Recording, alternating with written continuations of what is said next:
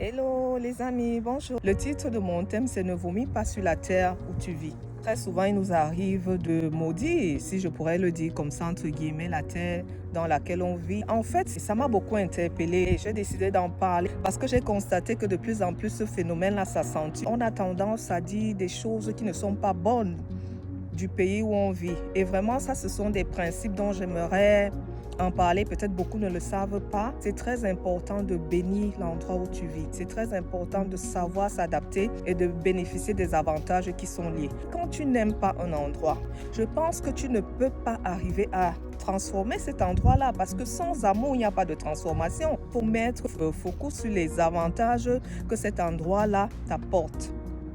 Je prends un exemple. S'il y a un endroit où il y a des choses pas bonnes qui se passent, donc tu ne vas pas te fixer sur ces choses-là, mais plutôt tu vas te tourner, essayer de changer de perspective, essayer de voir dans quelle mesure tu peux tirer les bienfaits de cet endroit. Très souvent, on s'accroche sur des choses, on se dit que c'est la politique du pays, c'est la criminalité qu'il y a dans le pays, c'est les gens du pays où je vis qui ne m'aiment pas, c'est ma couleur de peau. Moi, je pense qu'il faut plutôt tirer des avantages de ce pays-là. Et même si on trouve en fait que le pays ne va pas dans le sens qu'on aimerait avoir, en fait, il faut prier pour ce pays. Il faut prier que le Seigneur donne la sagesse aux autorités d'agir avec, je vais me répéter, d'agir avec sagesse au lieu de se mettre là peut-être à maudire le pays ou peut-être à maudire le pays d'accueil, à la maison d'accueil. Moi, je me rappelle que quand je suis arrivée dans ce pays, je parlais avec ma famille, avec mes amis qui étaient du côté de la France. Je ne voyais que les avantages. Elles ont les avantages de la langue.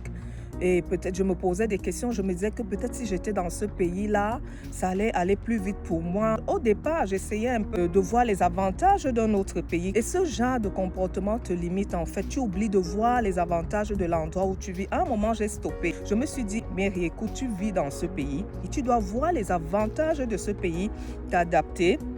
Tu dois trouver les moyens en fait de t'en sortir. Dans le pays où tu vis, tu dois faire les efforts de parler la langue. Si tu veux apporter une transformation, si tu veux réussir dans tout ce que tu aimerais faire, il faut d'abord que tu aimes le pays là où tu es. Il faut que tu bénisses ce pays-là. Et il y a aussi un verset qui m'a beaucoup interpellée, qui est dans Josué 1, verset 3. Partout où la plante de ton pied foulera, je te donnerai cet endroit ou ce pays en possession. Je me suis dit, mais pourquoi je regarde dans ce pays si c'est écrit dans les Saintes Écritures? Partout là où ton pied foulera, je te donnerai ce pays-là en possession. J'ai commencé à tirer des avantages, j'ai commencé à bénir le pays, j'ai commencé à prier pour le pays. Et c'est valable pour l'endroit où on est né, hein? Parce que si tu restes là à dire, oh, je suis né dans ce pays, le gouvernement ne fait rien, je suis né dans ce pays, vraiment, tout est sale, il n'y a pas de route. Mais si toi-même, tu n'aimes pas le pays, tu ne te donnes pas les moyens de t'en sortir pour pouvoir amener ta part de contribution, ta pierre à la fondation de ce pays, mais comment tu penses qu'il va changer? J'ai beaucoup d'exemples comme ça et j'ai un exemple aussi que j'aime beaucoup dans la Bible, c'est l'exemple de Joseph. Joseph qui arrive en Égypte étant esclave. Il aurait pu se dire, je suis esclave, c'est ma condition, je l'accepte et voilà. Mais qu'est-ce que Joseph a fait? Pendant qu'il était esclave, ça ne l'a pas empêché de développer ses talents. Ça ne l'a pas empêché dans le secret de développer ses capacités. Il s'est contenté d'abord de cette condition-là qu'il avait. Mais il n'est pas resté là à s'accepter comme esclave jusqu'à la fin. Et l'histoire nous dit que Joseph est quitté d'esclave à gouverneur. Ça, c'est un de mes modèles dans la Bible. Donc, Joseph est quitté d'esclave à gouverneur. Qu'est-ce que ça veut dire? Ça veut dire que sa condition d'esclave, il était là, mais il a pris cela comme un tremplin. Il s'est conformé aux règles, il a été fidèle serviteur. Il n'a pas fait la rébellion par rapport à sa condition. Il a accepté de passer par le processus et de franchir toutes les étapes et de pouvoir arriver à ce dont le Seigneur avait prévu pour lui. Donc c'est un appel à mes frères, à mes sœurs du monde entier, que même si tu es arrivé dans un pays, ou même si tu es né dans un pays, tu as une certaine condition. La condition là ne veut pas dire que c'est ta condition finale. Il ne faut pas rester sur cette condition-là en te disant que non, c'est fini pour moi. Voilà, je suis arrivé dans ce pays. Je vais prendre des exemples. Je fais peut-être la plonge, on ne reconnaît pas mes diplômes, je travaille dans un restaurant et tout. Fais bien ton travail. C'est ton patron. Si tu as la vision d'être toi-même un employeur un jour, sois un bon employé. Bénis l'endroit où tu travailles parce que c'est cet endroit-là qui te donne les moyens de manger. C'est cet endroit-là, bien sûr que tu échanges pas ton temps, mais c'est cet endroit-là qui te permet d'avoir un travail. Tant que tu es là, commence d'abord par bénir cet endroit. Commence d'abord par bénir cet endroit. Quand tu bénis cet endroit, parallèlement, tu développes tes talents. Parallèlement, tu te cultives. Tu t'informes, tu as tes mentors qui t'accompagnent. Ça veut dire que tu acceptes ces situations-là pour le moment, mais tu sais dans ta tête que Dieu a un grand plan pour toi qui t'attend à un certain niveau. Mais c'est pour ça qu'il faut en même temps aussi développer ce côté-là, cette communion avec le Seigneur pour être fort dans les moments difficiles. Ne nous limitons pas à notre condition actuelle. C'est ce que je venais aussi dire à quelqu'un. Mais pour cela, il faut d'abord accepter l'endroit où tu es. Il faut t'adapter à cet endroit-là. Tant que tu ne t'adaptes pas, tu ne vas pas tirer les avantages. J'ai eu aussi un truc au départ, quand je suis arrivée en Allemagne, je suivais une émission où on montrait simplement les accidents, les agressions, tout ce qui est mauvais. À un certain moment, ça a failli formater ma pensée à me dire que non, je ne pouvais plus sortir parce que c'est dangereux, je ne peux pas sortir parce qu'il y a peut-être des agressions, je ne peux pas me déplacer librement, mais à un moment j'ai stoppé ça et j'ai commencé à regarder des débats, j'ai commencé à regarder des bonnes choses, j'ai commencé à lire des livres, à développer ma pensée, à essayer de voir les choses autrement.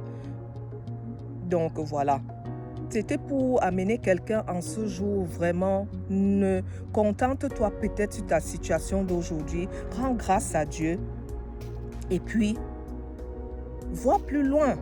Vois plus loin, avance. Une maison où tu as grandi, même si les conditions n'ont pas été bonnes, bénis la maison là où tu es.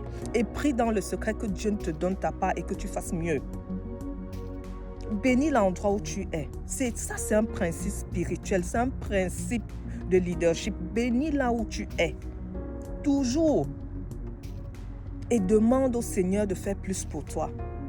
Ne maudis pas la terre où tu es. Et l'une des choses qui m'a permis aussi de voir les choses autrement, à développer ma pensée, voir les choses positivement, c'est les versets qui m'ont accompagné dans Jérémie 29, le verset qui est très connu, Jérémie 29, verset 11, qui dit « Je connais les projets que j'ai formés pour toi. » Des projets de paix, de bonheur, afin de te donner une vie et de l'espérance. Ça veut dire que peu importe l'endroit où tu es, il est capable de te donner une vie, des projets de paix, une vie et de l'espérance. Ce n'est pas parce que tu es aux États-Unis, ce n'est pas parce que tu es au Cameroun, ce n'est pas parce que tu es en Allemagne, peu importe l'endroit, il a des projets de paix pour toi. Il a semé des gens en toi avant que tu ne sois né. Dans le même Jérémie, il dit « Je te connaissais déjà ». Ça veut dire que le plan qu'il a pour toi là, si tu respectes ses principes, si tu respectes les gens autour de toi, si tu bénis les personnes, tu seras toi-même une source de bénédiction. Sème dans ce que tu aimerais voir grandir. Sème dans un pays où toi-même tu aimerais être élevé. Élève d'abord les autres. Donc, en fait, c'était mon appel d'aujourd'hui. Laissez-moi en commentaire vos avis et ceux qui ont eu des expériences dans certains pays qui se sont en sortis malgré les difficultés, qui voient les choses positivement et veulent aller plus loin que ça. Donc, laissez-moi un commentaire, abonnez-vous à ma chaîne, partagez la vidéo afin que ça puisse édifier plusieurs personnes parce que ce sont des principes que plusieurs personnes ne connaissent pas. Partagez la vidéo, abonnez-vous à ma chaîne et laissez-moi un commentaire. Je vous souhaite une très bonne journée. Restez dans la paix et dans la bienveillance.